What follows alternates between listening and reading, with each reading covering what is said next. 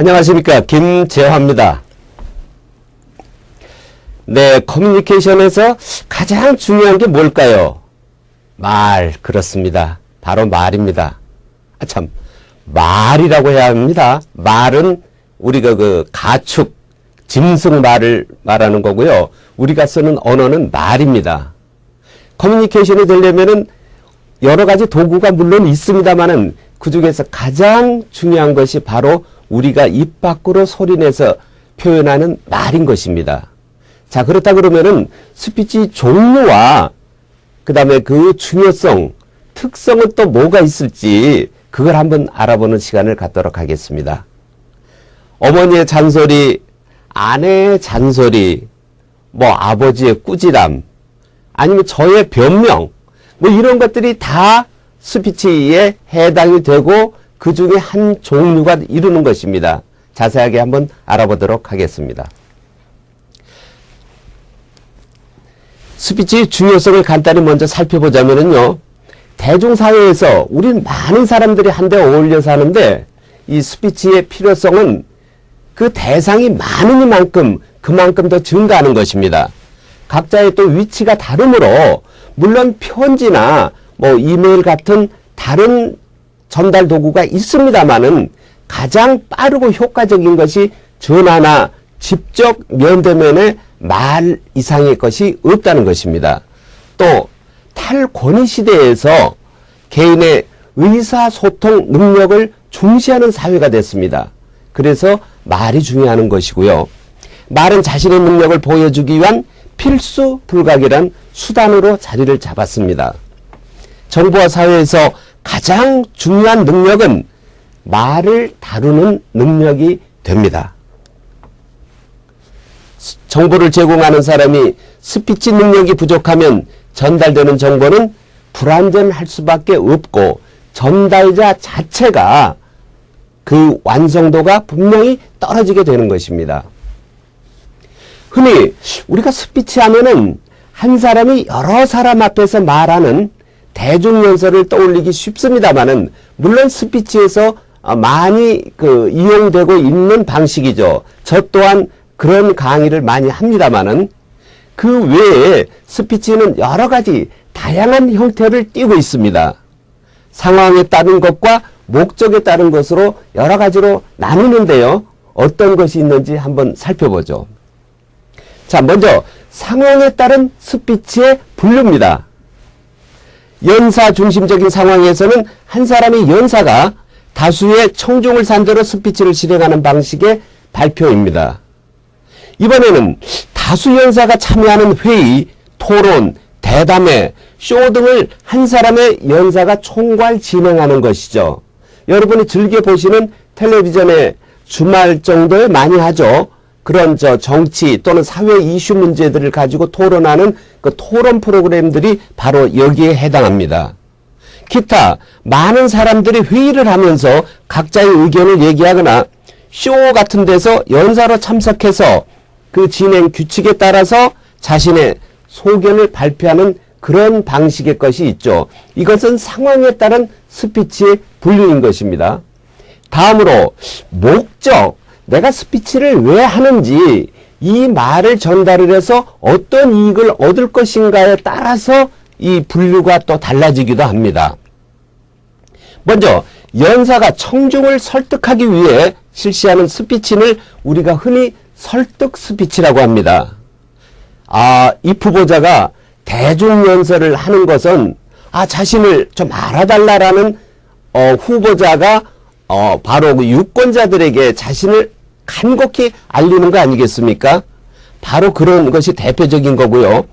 그 다음에 나는 이런 생각을 갖고 있습니다 라고 하는 소견 발표, 그리고 또한 면접 대상자들이 면접장에 들어가 가지고 심사위원 앞에서 저는 어떤 사람입니다, 제가 이 회사에 꼭 필요한 사람이니까 저를 뽑아 주십시오 하는 면접 대상자들의 응답이 바로 그 설득 스피치에 해당되는 것이죠. 그런가 하면은 정보 제공 스피치가 있습니다. 바로 이 프로그램이 정보 제공 스피치에 해당되는 것입니다. 일반적인 강연이나 프리젠테이션, 그리고 보고, 시범, 또는 회사의 대표자가 직원들을 모아놓고 어떤 일을 하라는 지시, 이런 것이 정보 제공 스피치에 해당되는 것입니다. 자, 목적에 따른 분류를 조금 더 보죠. 우리는 스피치를 통해 가지고 그 사람 한 사람의 진행자에 따라서 전체가 즐거워지는 그런 경험을 많이 하게 됩니다. 그것이 바로 동창회, 계모임, 연회나 파티 같은 데서 그런 경우를 많이 갖게 하는 것인데요. 그걸 흔히 유흥 스피치라고도 부릅니다. 잘 쓰는 용어는 아닙니다. 이번에 청중에게 활력과 영감을 불어넣기 하기 위해 하는 격려 스피치가 있죠. 이거는 대표적인 것이 주례사, 입학이나 졸업식을 하는 학생들을 두고 하는 격려사, 축사, 이런 것들이 해당이 되고요. 또는 운동선수들을 상대하는 펩토크가 이에 해당되는 건데요. 펩토크라는 말을 잘 들어보시지 않았죠? 이거는 P로 쓰는데요. 펩이라는 것이 원래 원기를 북돋아주는 후춧가루를 얘기하는 겁니다. 그래서 페퍼에서 나오는 것인데요. 이 펩토크라는 것이 경기 도중에 우리가 스포츠 중계를 봤을 때 감독이 잠깐 작전 타임을 심판한테 요청을 해가지고 선수들을 불러 모아서 뭔가 얘기를 하죠. 예전에는 무슨 얘기를 하는지를 시청자들이나 관객들은, 현장에서 관중들은 그걸 알아듣지를 못했습니다. 그러나 요즘에는 그 마이크를 착용하고 감독이 말을 하기 때문에 지금 선수들에게 어떤 말을 하고 있구나, 이런 걸 알게 됩니다. 그때 그 펩토크가 얼마나 중요하냐면요, 감독이 어떤 말을 하냐에 따라서 그 경기의 승패, 결과가 달라지는 경우도 많기 때문입니다. 그래서 예전에 감독들은요, 흔히 작전 타임이다 그러면은 그야말로 작전에 대한, 전략에 대한 것들만 선수들에게 일방적으로 주입을 했습니다. A 선수, 너는 앞으로 빨리 나가고, B 선수, 너는 뒤에서 방어를 해. 그 다음에 C 선수, 옆에서 이렇게 효과적으로 좀 도와줘. 이렇게 해야지. 지금 그렇게 되지를 못하고 있어. 이렇게 선수들을 꾸짖거나 그런 경우가 많았거든요. 그러나 지금 펩토크는 다른 방향으로 변하고 있습니다. 주로 설령 우리 편이 지고 있다 하더라도, 선수들의 역량이 다소 지금 상대 선수들한테 지고 있다 하더라도 꾸짖거나 나무라지 않고 격려를 하는 겁니다. 우리는 할 수 있어. 야, 분명히 처음에 다소 이렇게 우리 실력이 달리더라도 뒤에 얼마든지 극복을 할 수 있어. 그래서 예전에 감독은 경기의 전략만 잘 세우면은 훌륭한 감독으로 인정을 받았습니다만은, 지금은 선수들에게 기운과 용기를 북돋아주는 펩토크를 잘하는 사람이 훌륭한 감독으로 인정을 받은 것입니다. 그렇기 때문에 운동선수들한테 스피치의 중요성이 뭐가 필요하겠느냐라는 생각은 이제 달라져야 하는 것입니다.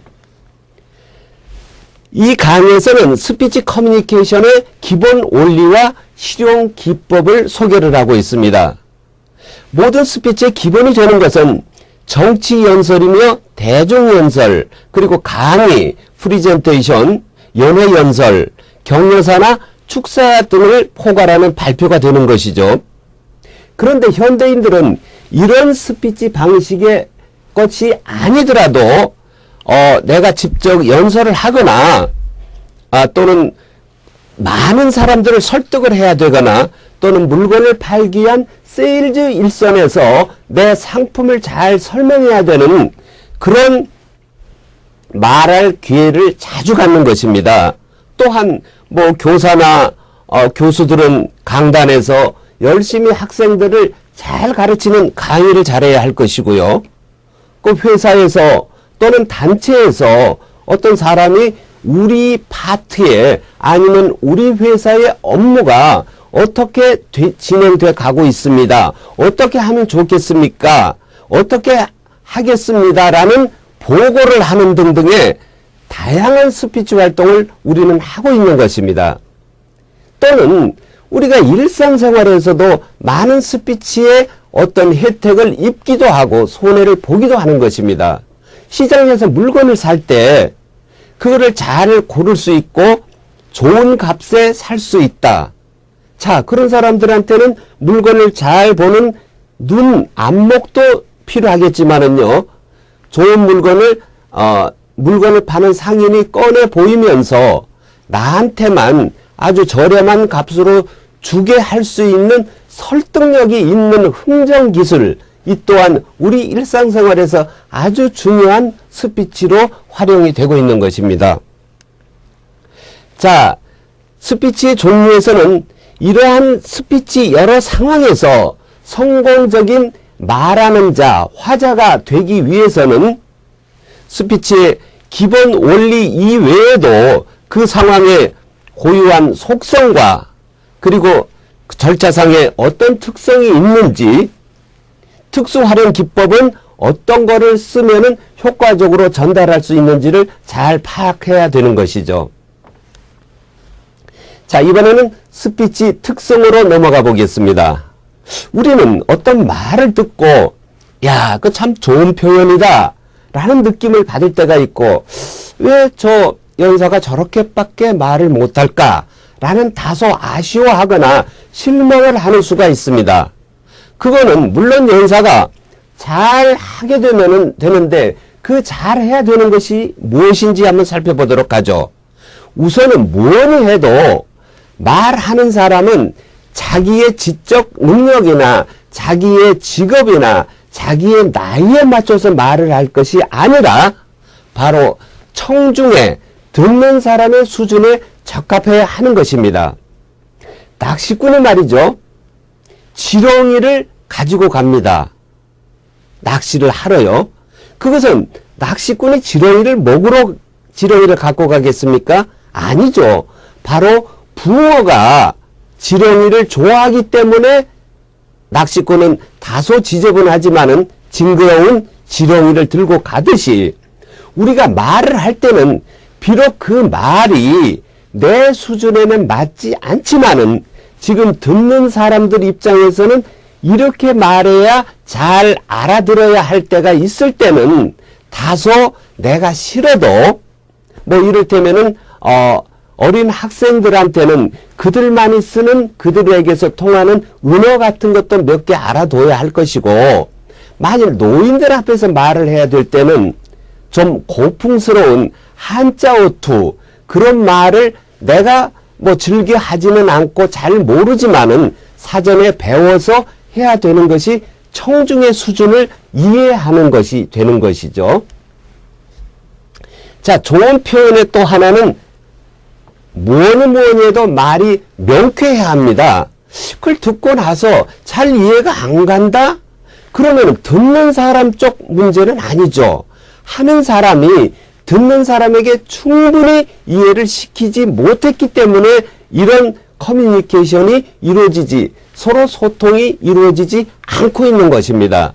그래서 연사는 항상 자기가 하고 싶은 말을 명쾌하게 잘 들리고 잘 이해되도록 훈련을 늘 해둬야 하는 것이죠. 이를테면은 조금 전에 했던 말입니다만은 뜻이 잘 통하게 하려면은 듣는 사람이 잘 아는 말을 쓰는 것이 좋다라는 식으로 자신이 의도적으로 상대의 눈높이, 귀높이의 말을 맞춰서 해야 되는 것이죠.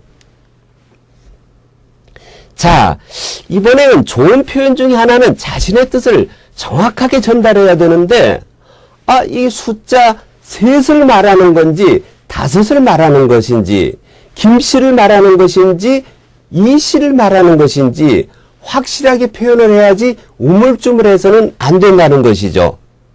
경제적으로 표현을 해야 되는 것입니다. 경제적이라는 말은 적은 것을 들여서 많은 효과를 누리는 거 아니겠습니까? 말해도 그렇습니다. 길게 말했는데도 상대가 못 알아듣거나 또는 감동받지도 못하고 설득당하지도 못하면 그 긴 말은 그야말로 내 입만 아프고 주의를 시끄럽게만 하는 것이지 그것이 커뮤니케이션의 기술로 아무 도구로서의 효과를 발휘하지 못한 것입니다.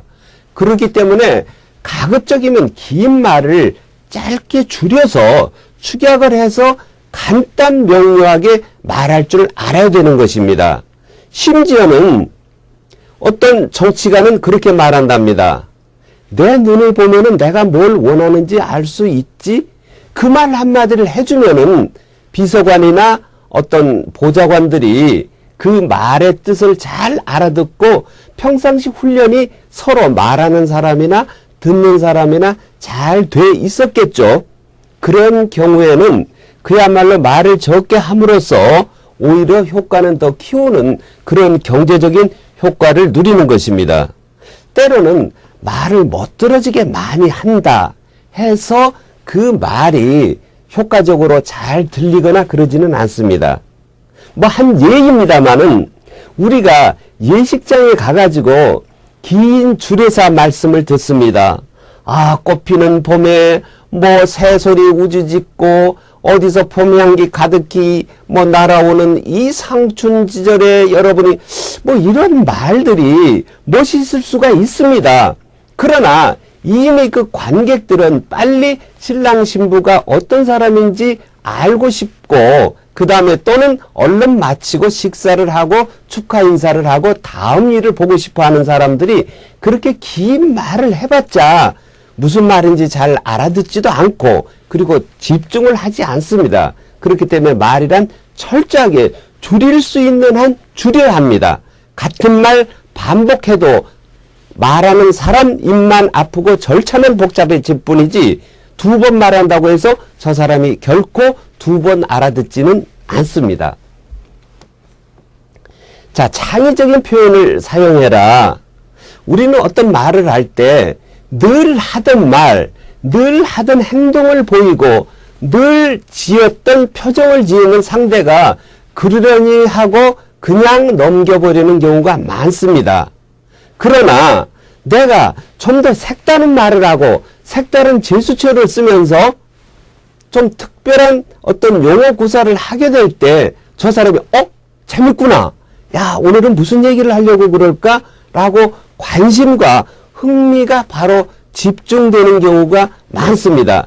창의적인 표현이라고 하면은 자기가 만든 아주 독창적인 언어일 수도 있고요. 그 다음에 뭐 인터넷이나 또 다른 책자 같은 데서 어떤 것을 정보를 습득해 가지고 사람들이 잘 쓰지 않지만 이런 말을 쓰니까 아주 재밌어지는구나 라는 독특한 자기 표현을 쓸 수 있어야 되는 것이죠. 저는 어떤 그 소설을 읽다가 이 대목에서 이런 것이 아주 독창적인 표현이구나 라는 걸 느꼈습니다. 그 뭐냐면은 어느 사람이 얼굴에 흉터가 좀 있었는데 그 사람의 흉터를 설명하는 말이 저 사람은 병원에 가서 상처를 기운 게 아니고 구두가게에 가서 그 미싱으로 그 재봉틀로 틀림없이 얼굴을 꿰맸을 거야 라는 표현이 나오더라고요. 그렇게 말했을 때 이 그 흉터의 상처가 아주 좀 거칠게 돼 있다는 말을 잘 표현하는 것이어서 그 그림이 확연히 제 머릿속에 들어오더라고요. 바로 그런 것들이 독창적인 나만의 특별한 표현이 되겠습니다. 자, 이번에는 스피치 특성 중에서 특수 표현 기법을 한번 보겠는데요. 관점 표현 기법이라고 합니다. 관점이라면은 어떤 문제에 있어서 내 눈으로 보고 말하는 것이죠. 그것이 자기의 관점에서 말하는 것이라고 하는데 좋은 연사가 되기 위해서는 여러 객관적 사실도 잘 받아들여야 하겠지만은 나만의 특별한, 나만의 유일한 어떤 자신의 주관이 확실히 서 있어야 하고 그것을 효과적으로 잘 표현해야 하는 것입니다. 맥시마 기법이라는 용어도 스피치 특성에서 쓰이고 있는데요. 그것은 관점을 표현하는 기법 중에서 가장 단순한 것으로 자신의 생각을 하나의 원칙으로 정해놓고 내 원칙 하에서 말을 하는 것이죠. 그러나 그 원칙이 정하는 것이 너무 독단적이고 나만이 쓰는 특별한 거친 조금 듣기 거북한 용어일 경우는 환영을 받지를 못하겠죠. 자, 과장기법이라는 게 있습니다. 뭐든지 좀 키워서 말하면은 저쪽에 사실은 그렇지 않은데 저렇게 말을 재밌게 하려고 키워서 하는 거구나 라고 느낄 정도로 크게 하는 것입니다. 뭐 배가 좀 나온 사람을 보고 어우 배가 산만큼 나왔네 뭐 이런 말들인 것이죠. 그래서 어떤 말을 정확하게 표현하기 위해서 다소 사실과 다른 그런 말을 좀 키워서 하는 것을 과장기법이라고 합니다. 자, 약화기법은 오히려 반대입니다. 실제보다도 오히려 더 약하게 작게 말해가지고 그거에 대한 또 효과를 노리는 방식이죠. 그런가 하면은 이 둘이 아닌 아이러니 기법이라는 게 있습니다. 그야말로 자신의 나는 지금 배가 너무 고파? 이렇게 말을 하는데 사실은 밥을 방금 먹고 나서 자기가 밥을 많이 먹었던 것을 오히려 자랑하려고 나타나려고 그렇게 말하는 경우가 있고요. 그 다음에 밥이 먹고 싶은데도 아이고 나는 배가 불러요 이렇게 말하는 사람들이 더러 있습니다. 이것은 어서 빨리 밥을 먹고 싶다는 그런 정반대의 어떤 뜻이 되는 것이기도 하죠. 도치반복기법이라고 있는데 말의 앞뒤 순서를 바꾸는 것이 이에 해당됩니다. 시적 묘사 기법. 어떤 말을 할 때 그 영탄조라 그러죠. 감탄을 하는 말. 아름다워라. 저게 아름답군요. 이 말 대신에 아름다워라. 이런 식으로 시적을 어떤 그 묘사 기법이 있는가 하면은 마치 사물을 대할 때 그림같이 느껴지도록 세세하게 표현하는 것을 회화적 묘사 기법이라고 또 합니다.